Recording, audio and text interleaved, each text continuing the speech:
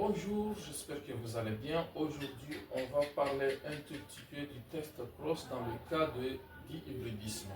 C'est-à-dire, on va suivre deux caractères en même temps. Et pour ce faire, on va croiser les drosophiles à L langue et corps gris avec un drosophile à L vestigial, corps ébène.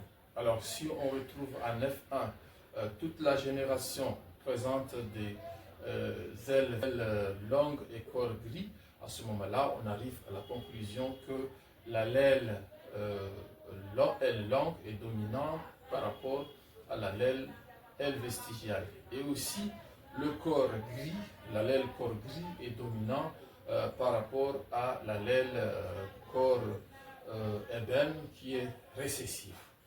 Alors, lorsqu'on réalise ce test cross, on va prendre cet individu obtenu de cette génération, c'est-à-dire F1, avec un phénotype L vestigial et corps ébène qui est birécessif avec un individu F1.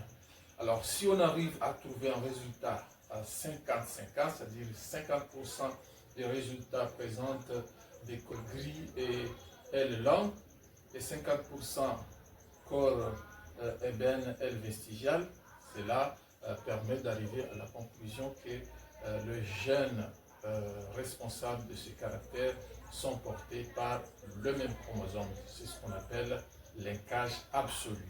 Autrement dit, si on arrive à trouver un résultat 25%,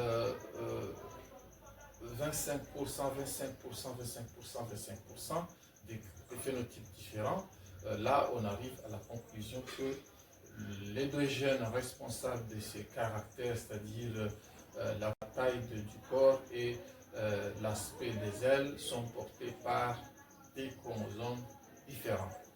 Contrairement à cela, si vous trouvez un phénotype avec des effectifs, deux phénotypes un tout petit peu élevés, avec deux phénotypes d'effectifs relativement bas, là on arrive à la conclusion que les gènes responsables de ces deux caractères sont portés par le même chromosome, mais il y a eu ce qu'on appelle crossing over. Alors, j'espère que vous avez bien aimé, liker et partager. Merci beaucoup.